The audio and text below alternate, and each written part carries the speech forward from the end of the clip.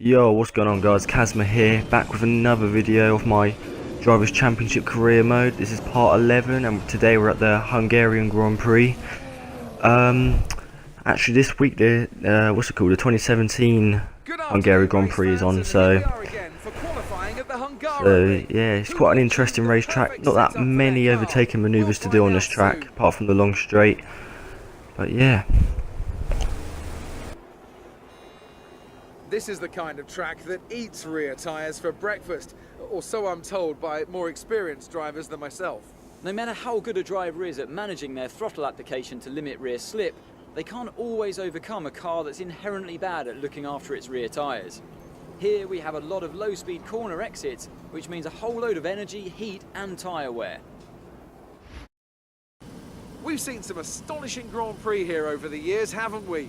The drama of 2015 is a recent example. Jenson Button's first win on a wet track in 2006, or in 1997, Damon Hill's heartbreak in the Arrows after a late gearbox failure cost him what would have been the team's only ever victory. What a wonderful place this is to come racing today. Located 12 miles northeast of the Hungarian capital Budapest, the 14 corners of the Hungaroring are steeped in history and prestige.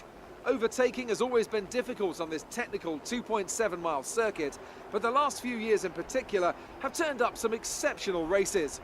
Let's hope we're in for another one here today. With me to enjoy it all is Anthony Davidson, a man who made his Grand Prix debut here with Minardi back in 2002. So, Ant, this is a bit of a special one for you, I'd imagine. Yeah, I'd say so. I also stood in to commentate on Jenson's win in 2006, and as I was a test driver for Honda at the time, you can imagine that was quite an emotional Grand Prix. It's also a tough circuit on the drivers, this one too. Lots of long, slow corners that require a lot of patience from inside the car. Plus, it's a very downforce heavy circuit. I mean, it's all relative of course, but if you're lacking a bit in downforce, or if you've got a bit of an imbalance in the setup, this is definitely one of the worst places to have to deal with that. Your objective today is to get into the top 9. So, as you see, I didn't put the qualifying lap in the videos because it was literally no point of putting it in. The first corner I literally went right off the track and I damaged my front wing. I started in P20, so right down the field. I think that's the worst qualifying position I've ever had this season. So, lights out, and we are in P14 from into turn 1 already, so that's quite a good start from me, but to be honest, it's all slow runner cars at the back, so it's going to be quite easy as I'm a top 14. So we're in P13, we're coming into the long left hand corner here, and we make contact with Carlos Sainz in the Toro Rosso. Luckily there's no damage there. I had to check my rear tyres for that just in case, and go very fast through that corner. Perez is struggling as well, but I'm already in P10, so I've gained 10 positions in a couple of corners and on the first lap already, so I'm already in the points, 1 point at the moment in P10. But I don't really find this racetrack very good, to be honest, but like, there's not that many overtakes like you can do on this track, and some of the corners are unnecessary. Like sector 2 is good, but sector 1 and 3 is just a bit boring really. I don't really find this racetrack exciting, or you know, nothing much to do on it. But anyway, we're trying to aim for some points this race, so we've just got to try and hold it out and try and gain to the front runners, as we are a top 14 and we've been doing very good this season. And I put it into rich rev so I can go down the inside of Perez. I've late on the brake there into turn 1, and we take that position off Perez. Here's a replay of that. Very late on the brakes going into turn 1. Great manoeuvre. Go down the inside of Perez.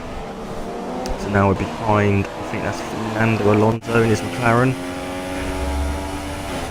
And it is, I think, yeah, Alonso in P8 at the moment. My teammate just in front of Alonso. We'll go through the chicane.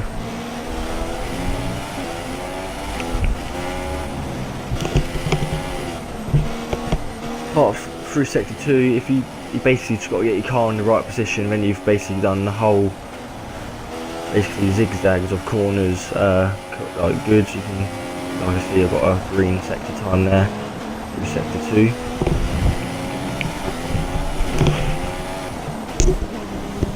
So I'm trying to keep close to Alonso in this McLaren Honda engine, and as you know, they're not very fast at the moment. They used to be a top team years ago.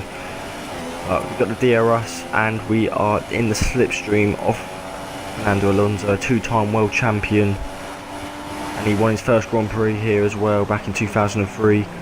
We go down the inside of him, make that very nice and easy. And here's a replay of that.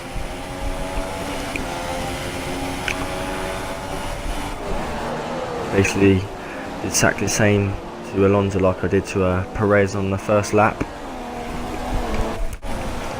Now we're behind our teammate Bottas. He's doing very well in P7 at the moment.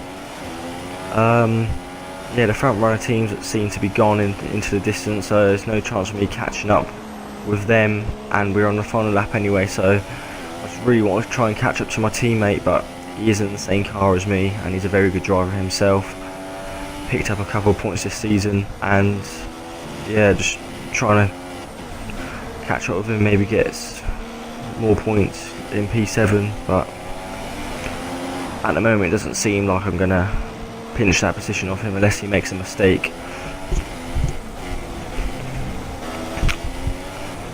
So basically, qualifying ruined my race this weekend at the Hungarian Grand Prix. Yeah, it's a very disappointing race for me. 8th place is the worst position I think I've came this whole season, I think. Or I might have came out of the points, I'm not too sure, but P8 is alright, I guess. So Rosberg, the race winner of the Hungarian Grand Prix, takes the full points, 25 points, and he should be overtaking me now on Drivers' Championship. So from 20th place to 8th place, very good performance from me, but wasn't able to match the front runners today. So Hamilton came third, Ricciardo still having a great season with the Red Bull in second, and Nico Rosberg in first. He hasn't won a race since, I don't think he has. I think this is his first win of the season actually. I think he comes second most of his races. Lewis Hamilton's won all the Mercedes races, that's why he's top of the leaderboard. But Daniel Ricciardo, great performance from Red Bull there, and he's still putting the pressure on Nico Rosberg and me. I think he might have actually taken over me on the Drivers' Championship as well. It's a good result for Lewis Hamilton, who moves further ahead at the top of the table. Moving on to the driver of the day then, Anthony Davidson. Who would you go for? I think I'm going to award it to the Williams driver. They did a great job at getting I got driver of the day because I made 12 positions. So I'm still second. Nico Rosberg very close to me there. Daniel Ricciardo in fourth as well. Kimi Raikkonen's managed to take over my teammate Valtteri Bottas. I hope you guys enjoyed this video. Please be sure to like, comment, subscribe.